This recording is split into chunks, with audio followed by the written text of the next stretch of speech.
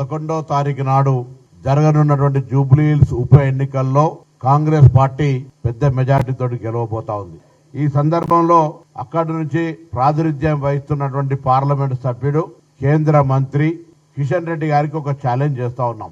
తనను పార్లమెంటు సభ్యుడిగా గెలిపించడానికి ఉపయోగపడ్డటువంటి బీఆర్ఎస్ పార్టీకి, టీఆర్ఎస్ పార్టీకి, కేసీఆర్ గారికి గురుదక్షిణ కింద ఈ ఉప ఎన్నికల్లో వాళ్ళ అభ్యర్థిని బలిస్తా ఉన్నాడు.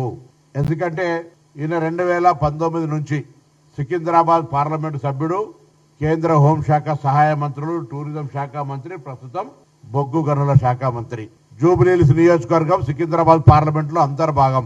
ఒకసారి ఓట్ల సరళి చూసుకున్నట్టయితే 2018 శాసనసభ ఎన్నికల్లో కాంగ్రెస్ పార్టీకి 52,975 ఓట్లు వస్తే టీఆర్ఎస్ పార్టీ 68,979 తోటి గెలిచింది. ఆనాడు బీజేపీకి 8,517 ఓట్లు వచ్చినాయి.